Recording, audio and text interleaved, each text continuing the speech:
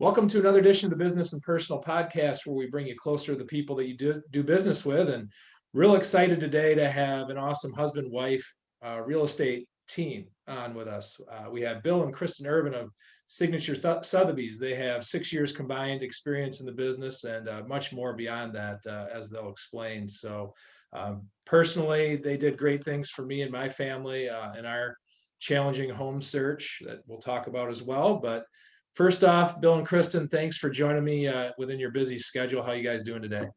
Hi, Ryan. Great. Thanks, Ryan. Great to be with you. Absolutely. So let's start by telling us how you did get involved in the real estate industry. And I know, Bill, you said it's been in your family for quite some time. So tell us what led you to this point. Yeah. So I've been in the mortgage business for years and years and years. My dad was a real estate agent for 53 years, still licensed. And when people ask me, how long you've been in the business, I always just say, it feels like my entire life. And Chris and I have sold 9 homes, throughout our marriage. We're kind of serial flippers. About every 3 years, we seem to go buy another house and then fix it up.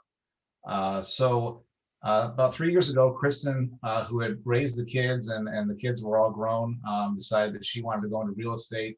And I've been in the mortgage business for a very long time. And we thought it was really, the timing was great for us to partner up and to go into real estate. And it's been fantastic.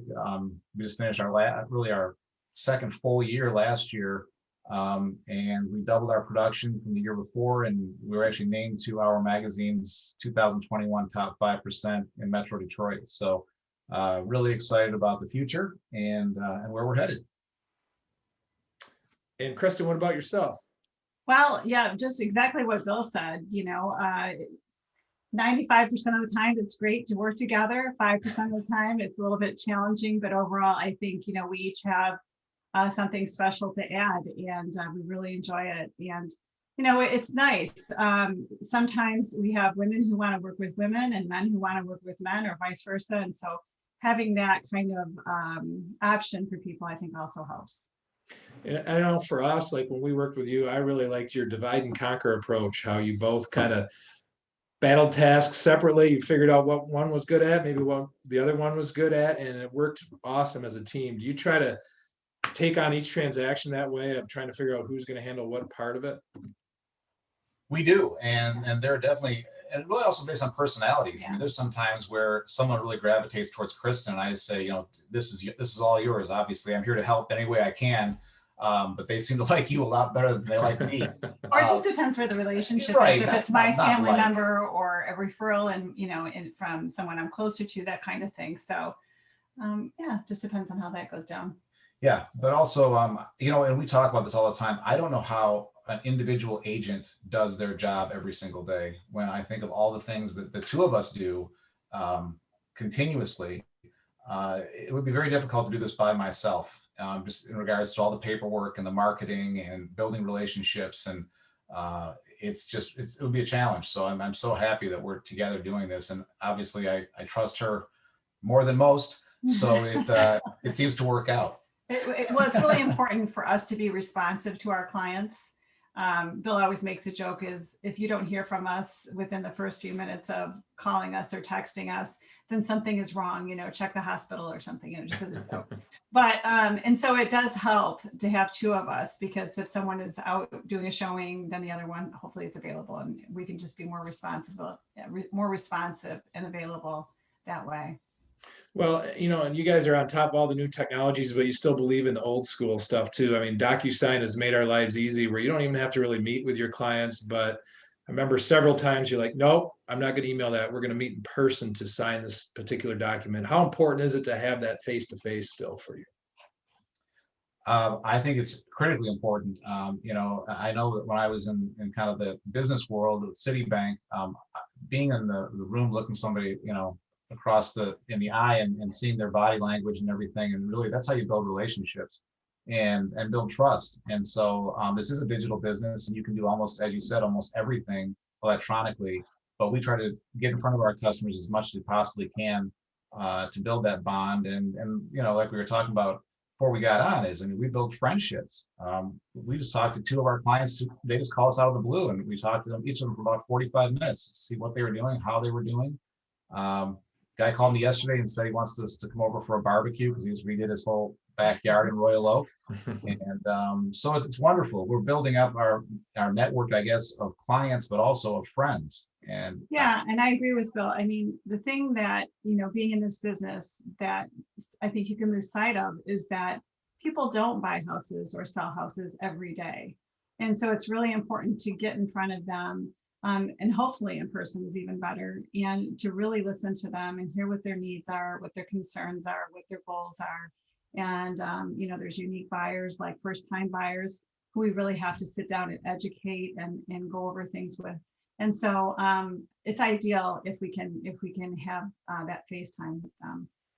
Absolutely. And I thought this would be a great time to get you guys on for a lot of different reasons. Number one, COVID, we're at our 1 year anniversary of that. And just to kind of get an idea of how that's impacted your business for starters. And then we're getting closer to the traditional busy buying and selling season as it warms up here in our frigid state. So let's first talk about COVID. And I'm just interested to hear how it has impacted your business, because all I keep hearing about is real estate's booming. So it seems like it hasn't had the negative impact that some of these things we've seen over the years have had on the real estate industry. that's a great question, Ryan. Let me kind of rewind a year from a year ago when the governor shut down the state. Right around this time, I believe, we weren't allowed to do open houses or show properties, and it really made it very difficult for us. I was saying to our clients, listen, we just make an offer sight unseen. I mean, you saw the virtual tour, you saw the photos of the house. Let's make an offer, and if they accept it, then we can go in and look at it during the inspection, and then we got the reaction from all of our clients. Bill, I'm walking through a house before I make an offer. This is not a car or a pack of gum. This is, so we were dead in the water up until May 12th. May 12th is when she opened things up, at least for the real estate industry. We were able to begin doing really not a lot of open houses, but we were able to start showing houses at least. And there was a lot of pent up, I think a lot of pent up buyers out there who wanted to get something. And from there on out, as you said, it's been an incredibly strong market since. And we usually see dips in, September, October, November, heading into December. We haven't seen that at all this year. And I have a couple of statistics I wanted to throw out there. Number one, the average sale price is up 11.7% year over year. So it's only gotten stronger. The average list price is at 99.1%. So, if you listed for 100,000, it's selling for 99,000. The average days on the market, this time last year, we were in a good market. It was 77 days. It's now 43 days. Now, when you think about that, that's from the moment you put it on the market to the moment you close. So if it takes 35 days to close the transaction, that means on average, houses on the market for about a week, which is just incredible when you're talking about the entire MLS. And then the last thing which goes along with that is that the inventory is down by 57% from last year. And you might ask, well, why is that? And there's a lot of reasons. I think one of the big reasons is COVID, in that you have people who just don't want people coming through their home, and they don't want them touching things. And so what we instruct all of our clients to do, and really it's kind of MLS wide, is when you are having people come into your home, open all of your cabinets, open all of your closets, turn on all the lights. That way people aren't coming in and touching light switches and touching cabinets. And so they really try to be as COVID friendly as possible. They always wear masks. So it's something that I think people are a little tentative about. Hopefully with this vaccine, people will feel better about that and feel more comfortable having different strangers coming through their homes. But, and then the last thing is the rate environment. The interest rates, and they've snuck up a little bit over the last couple of weeks, but they're at 3.25% on a 30-year fixed right now, and 2.5% on a 15-year. Those are incredibly strong rates. And I know that you were in the mortgage business as a mortgage broker, and you understand everything about that and how business moves much better when the rates are lower. So those are some of the, I think, kind of what we've experienced with COVID over the last year. And now they've opened it up to open houses as of last week. So we feel like, again, we can start really doing our business. And then we're excited about that. Are you hearing, just in conversations you're having, so people have been stuck in their house for a year. So are you hearing some people like, well, this house is way too small for us? Like, I imagine the house that we were in that you helped us sell, if we were quarantined in that smaller home for a whole year, we'd be putting it on the market immediately as soon as things open up. I have to think there's a lot of people that are in a situation like that. Yeah, I think when you sit and look at the same four walls day after day, you realize that you want to change. If you were thinking about moving anyway, but really the needs of people have changed too. People working from home. And I don't foresee that changing anytime soon. I mean, I think that's going to be a trend that's going to continue. So people are looking for homes with office space, one or two offices if two people are working from home. People want more outdoor space. People were looking for pools last year because community pools were closed and things like that. What else? Well, we've also heard, there were more babies being born, and some marriages, Yeah, families growing and unfortunately, families some shrinking. marriages dissolving because people didn't like being on Right. top of one another. Right. So it's really caused all kinds of different dynamics in the industry. But you're right, the size of the house and the use of the house has changed completely compared to mom and dad getting up and driving off to the office every day and coming back for dinner and sleeping and entertaining friends or something. So yeah, it's definitely a new industry for and I think new construction is heading in that direction too. You see a lot more offices being incorporated into new construction for that reason. Yeah, I just think real estate's so interesting because you can talk about interest rates and you can talk about home values and this and that, but there's always life events that happen though that cause the need for your services without a doubt. So as we're thinking about that, as people are like, I need something bigger, what can we get for our house? What's the best way for them to get an idea of what their value is? I mean, how accurate are these Zillows and some of these online companies? You can just type in your address and it says, oh, your house is worth this. How reliable is that number? And what would be your suggestion for people to try to figure out what their house is worth? I think everyone believes that Zillow is accurate, and we don't believe that because it's funny. If you see a low Zestimate and then that person puts their house on the market, the Zestimate will change immediately to that asking price, which is really interesting. And also they go by, strictly by the statistics they can get their hands on.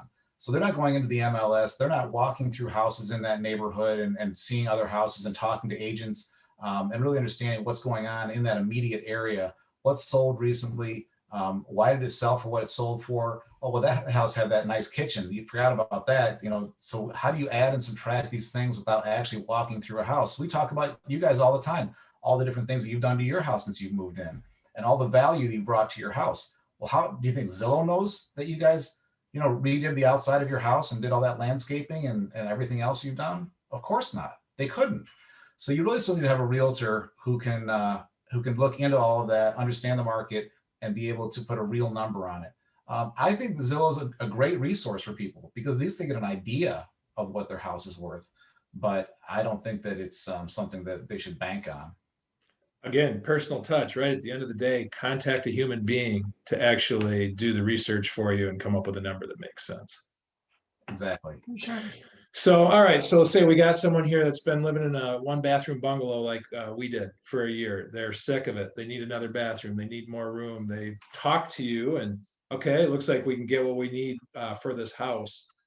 What is your next suggestion when it comes to listing and all the things they should get in line before they just throw it out on the market? Well, I mean, looking at the house through the eyes of a buyer is what we want our sellers to think about. Is if you're walking into your house for the first time, what is it that is going to impress them? What is it that's going to give them a little bit of hesitation and hold them back? So we don't want anything to hold them back. So things that might be broken, maybe some paint needs to be freshened up, any projects, some landscaping, things like that make an instant impact that will, kind of allow them to visualize them living in this space is what is going to excite a buyer and motivate them to want to, be in that house. I would also say decluttering, and also, and people kind of don't take this the right way, but depersonalize your house. If you have photos of your family all over the house, you want to take those down because you want the person to imagine themselves being in that house and not seeing, your family in that house. So that's something, and we talk about this all the time too. There's two different, you live in your house one way, but you sell your house a different way. And so you're really trying to make it kind of more generic and kind of feel like you're walking into a model if you can. Unless you're the Armbruster-Machers, then you live in a model as it is because his wife's an incredible decorator. So. Yeah, Well, and then once you get the house to that state of where it's ready to go, then if there's anything any value we can bring, we have a crew that will come in and wash the windows. We'll take care of that. We'll provide cleaning the house. We have a nice crew that will come in and do that. That's something we offer just as a value add. But then when it's time to show the house, you just pick things up. It's not a huge project, and then it's ready to go. Yeah, I mean, it always amazes me going into some of these houses and seeing piles of clothes and stuff all over the place. Like, who is advising you right now on how to sell your house? What about paint? Like, I feel like we've done a lot of paint in the houses that we bought, and just painting a few walls can make such a difference too. It doesn't cost a lot of money or time. What are your thoughts on that? And yeah, it's something you can do yourself. I mean, gosh, any of us go up to Lowe's or Home Depot and grab a bucket of paint for $50 and go home and paint a wall or a bedroom. Instant facelift, instant impact. It freshens, the smell's fresh. It looks good. I mean, even if you don't paint, I would suggest like going around like the door frames and looking at the fingerprints, things like that we just get used to looking at and we don't even notice after a while. But just a deep clean, that's so important. So we've got somebody all set up, ready to sell, and they're going to try to find their property. But it is such a tight market, as you said. There's not a ton of inventory out there for sale. So you have got to be super buttoned up on the offer that you present on the home you're buying as well. Are we in a situation where you really can't even think about putting an offer in on another house unless your house is pretty much sold or you have cash in hand? Where are we at with that right now? It's interesting you asked that question because most of our clients right now are saying, I'm not going to sell my house until I find the house that I want to buy, because I'm so confident I will sell this house in the first couple of days that I'm worried that if I do that, what's going to happen? Am I going to move out and move into an apartment for a month or 6 months, or moving with my parents, or how's that going to work? So that's the biggest concern. And what we're finding with buyers, and we've had listings where we've had 36 different people come through in a 48-hour period. We've had 7 offers. All of them they were over the asking price. So I think that my advice to someone looking to buy a house right now, number one, is that we have a large company at Sotheby's in Birmingham. We have a lot of very successful agents, and every Wednesday we hear from each other about listings that are coming to the market. So, last week we told them about a house coming in Beverly Hills that is going to be on the market on Friday. So they really get the first crack at that house and are able to take their clients through it and maybe buy it before it ever hits the market. That's number one. That's what I would do if you can have that opportunity. The second thing is that if you're going to buy a house today, you've got to go in and you've got to be ready to act immediately. You literally are walking in with the checkbook in your hand. You're going up to the car and telling your agent, I'll make an offer right now. Let's sign it. I've got my phone with me. We can e-sign this thing. And also be willing to spend a lot of money, because people are so competitive that they're offering over the asking price. They're doing things what's called an appraisal guarantee, where they're saying if it doesn't appraise for the value that I'm offering, that I'll pay the difference. Wow. They are waiving inspections, so they're not even going to inspect the house, Which we would never ever recommend. So there are some really some cutthroat things going on out there right now. Yeah, and so, but as far as what we can do for the seller who's looking to buy too, is if their house does sell before they find a place to live, is we can get them some extended occupancy after close too, and make that part of the negotiation for them. And so there are some things, things that safety nets we can put in place for them to buy them some more space. That is very common now. And so even though they're going to be paying more, they're still going to get top dollar for their house too. So it's a balance. You're getting more, but yes, you will pay a little bit more. So. And having a tight mortgage approval obviously is important too. And I think that's a kind of an edge that you guys have. And one of my motivations to work with you was how much you were willing to help us with our mortgage approval. And I know you're not mortgage loan officers, but Bill, you have that knowledge and that experience. What advice do you have for people on their mortgage approval, or how involved you get in the mortgage process and advising people on that part of it? Well, I have 2 brothers who run mortgage divisions at local banks here in Michigan, which is wonderful. And so to have that trust and that relationship that we can send our clients to them and know that they're going to be treated properly, get the right pricing. But you're right, that's a great point about pre-approval's got to be rock solid. It's something that's got to be credit and income verified. It can't just be a pre-qualification where they say, well, based on what you told me you make, you can buy this much house. That doesn't mean anything. The first thing a good agent's going to do is they're going to call the bank and they're going to say, is John, is he a W-2 employee? Is he self-employed? What's the situation? How long has he been in his house? I mean, those are the questions that should be asked to make sure that this is the right person to go with, because they have options. They have options of 5 or 6 different other buyers who might be just as good. So it's really important that they're rock solid financially if they can be. And the bigger down payment, the better, obviously. Conventional, not FHA or VA. That's really the only way you're going to win in this market. Is that something you put on a pre-approval letter, how much money you're putting down? And I would imagine that the sellers would look at that, and then someone that's putting 20% down is going to look a lot stronger than someone with 5% down, right? Absolutely. And, I don't know if this was part of when you were in the mortgage business, but, they're also running credit, and they'll run it through DU, and they'll get an instant appraisal waiver, which based on the strength of their credit, based upon their down payment, we just had that last week. And that's fantastic if you can get an appraisal waiver. So again, then that's what the seller's hoping for. If you just offer $20,000 over the asking price, I sure hope you get it. I sure hope it appraises for that number because that's going in my pocket. So yeah, it's all very important. So you also had mentioned to me, talking about second homes now too, interesting opportunities that people have with that. Why don't you touch on that a little bit? Yeah, so there's a friend of ours who sells out on the West Coast who's recently introduced us to a company called Picasso. And the idea is that you buy into shared home ownership. So Picasso will buy a property, a high-end property, and they will completely update it, high-end furnishing, everything. And then people will have the opportunity to buy shared ownership in that property. So say it's $1 million property, and it can be split up into 8 different it's a fractional ownership. Yeah. And it sounds like a timeshare, but it's not a timeshare because you own 1/8 of that house. And if you want to sell it at any time, you can put it on the market and you can sell that 1/8.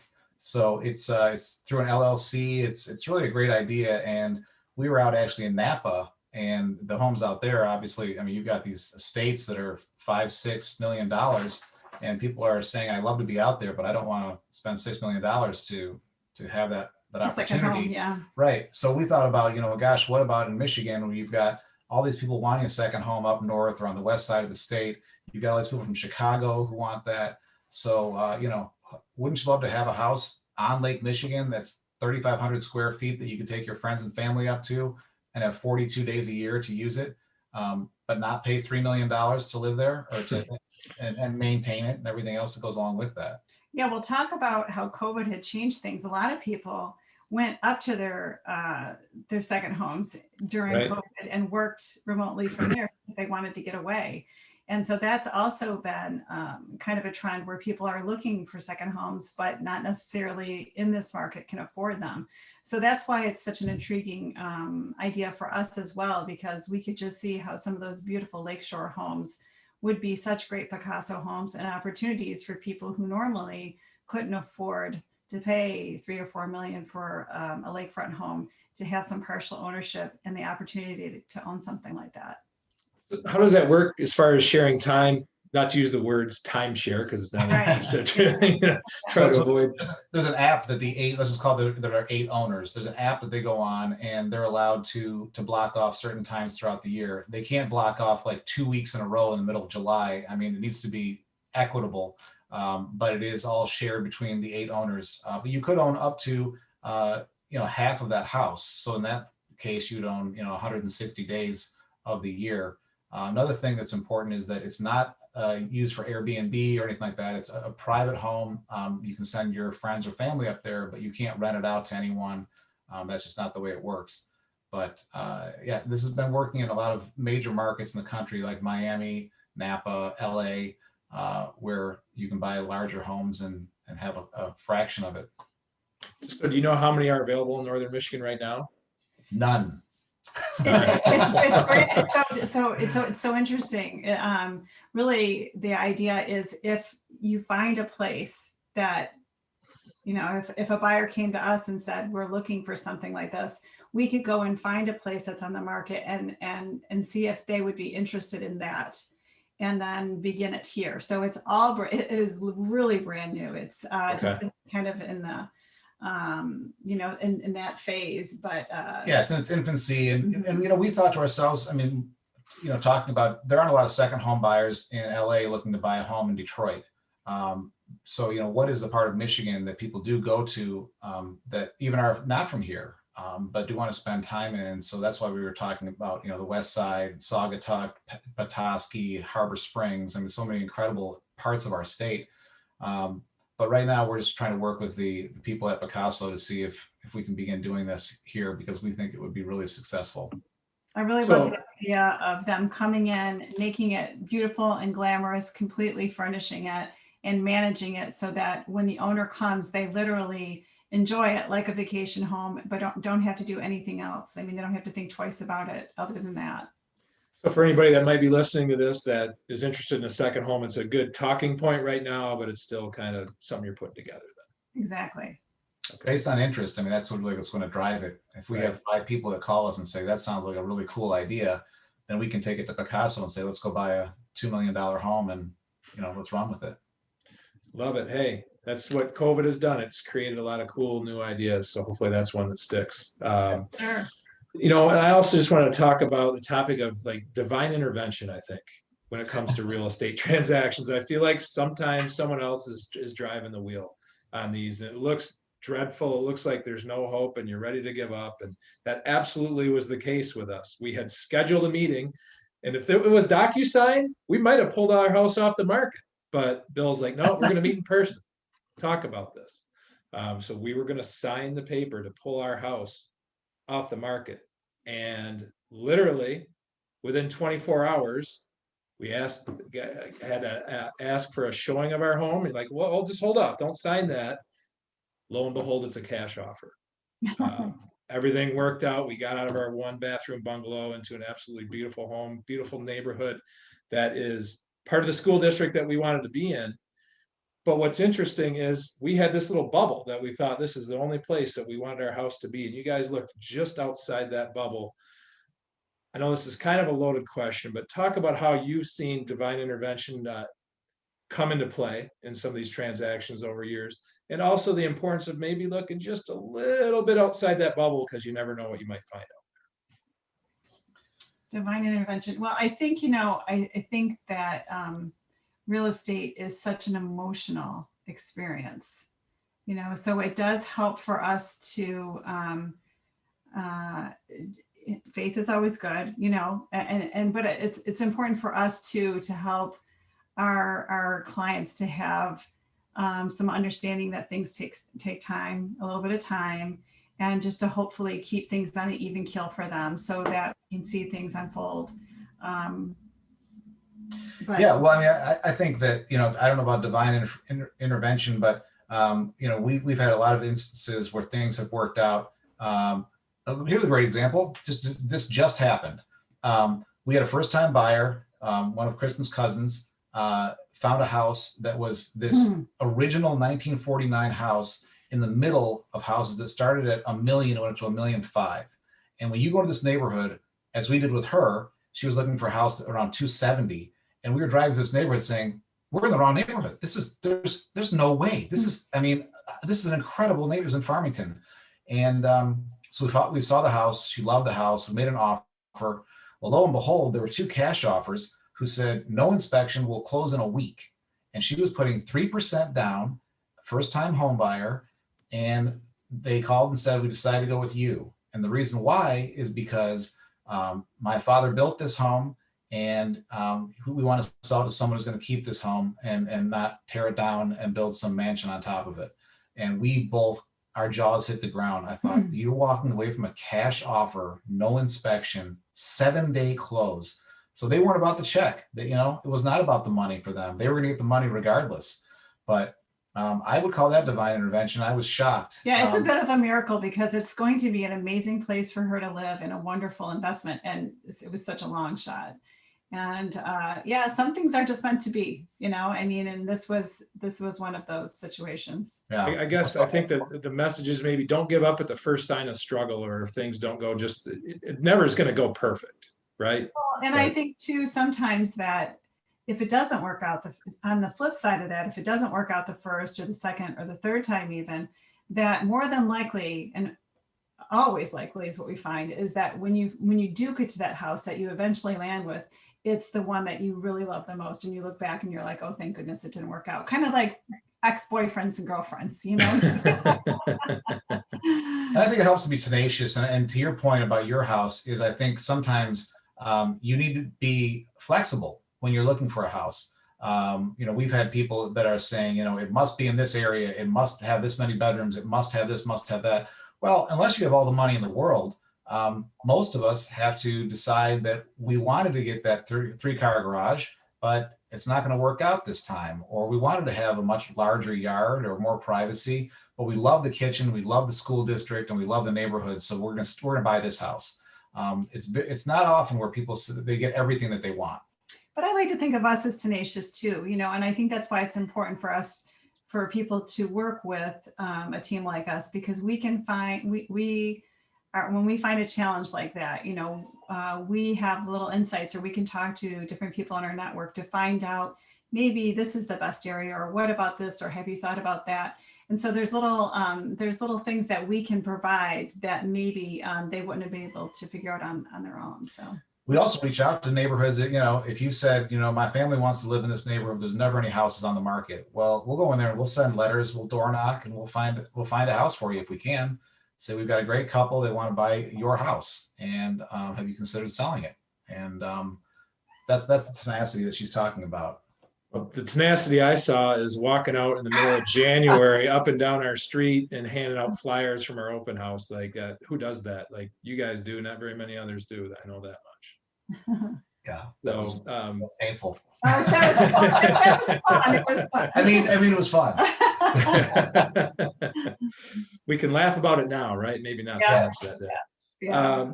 And just to kind of wrap things up, the cool thing I think about most sales, and especially in your profession, I could probably give you a list of all the names of people that you work with, including us, and you're not going to remember how much money you made on any of those transactions, but you're darn well going to remember a story from every single one of them. And those 2 years later, we're still good friends with you guys and stay in touch. Tell me about how much you love that part of real estate. I think the hardest part at the end of a transaction is it can be even awkward. We like kind of walk away and go, well, I guess we'll see you or talk to you when, you're so used to talking to people and you have such deep relationships, I want to even say, because you know about them, what is important to them, and so it is a wonderful part of our I guess job. It's a benefit, and we'll laugh. We think about fun stories or silly something that happened, and we'll say, I wonder how so and so is doing. As a matter of fact, we talked to two of our clients just called us this morning. One was an older lady. We helped a couple of years ago find a condo, and we send little anniversary cards out. So it was her anniversary, and she just said, I love this place. You guys it's been great for me, and you made this happen, and so grateful. And so it's a great thing, because, you really want people to be happy, and that means a lot. And so these relationships are wonderful. I tell people that, you better be prepared to spend a lot of time with this person, because you're going to go out house hunting, and they're going to be in your home trying to help sell it and negotiate on your behalf. And so it is beyond a transactional relationship. And I think that's what you have to be really prepared for. And the thing that I wasn't prepared for is how great the relationships have been, and the great people we've had the opportunity to meet since we've been in this business. For whatever reason, I didn't think about that as a benefit of being a real estate agent. That we get to meet so many great people and help people, like the woman that Kristin just mentioned. I mean, she had lived in the same house for 50 years. Her husband passed away. As a matter of fact, she moved from her family home into that home and they got married. They raised 4 kids there, and she didn't know what to do. She was really worried about leaving that house and leaving everything that she'd ever known behind. And now, like she said, she called today and she said, "I'm so happy and I'm so at peace with everything. And it wouldn't have been possible if you guys didn't come into my life." And that means the world to us. You're right. I don't remember how much money we made. That was really irrelevant. And if you're thinking about the money, then you're not going to be a great, advisor and ultimately a friend. So that's what we try to do. Do the right thing, and everything takes care of itself, right? Right. So how do people best get in touch with you if they're looking to buy or sell or just learn more about the process? What's the best way for them to reach you? You can go to our website, which is ervinteam.com. That's ERVIN team.com. Also, you can call our phone number, which is 248-210-3308. We would love to meet with anyone. We cover Wayne, Oakland, Macomb County. No house is too inexpensive. No house is too expensive. We don't, some people say, oh, well, you're at Sotheby's, so you don't probably only do really high-end houses. We've sold houses that are $80,000 up to, $1 million. So it doesn't matter. But yeah, that you can go to our website. Best to call us. Just give us a call. Or call us at that's my cell number, Mhm. or text. And we would love to work with anyone that's listening. Well, and we would love to have you come over for a barbecue now that you guys have been vaccinated here, and we're going to be here soon. So looking forward to seeing you guys after a couple of years. You can see what we've done to our house. It's definitely another success story for the great work that you guys do. So thanks so much for joining me today. Yeah. Thanks, Ryan. We look Thanks for forward the to that. opportunity. Yeah. All right, take care.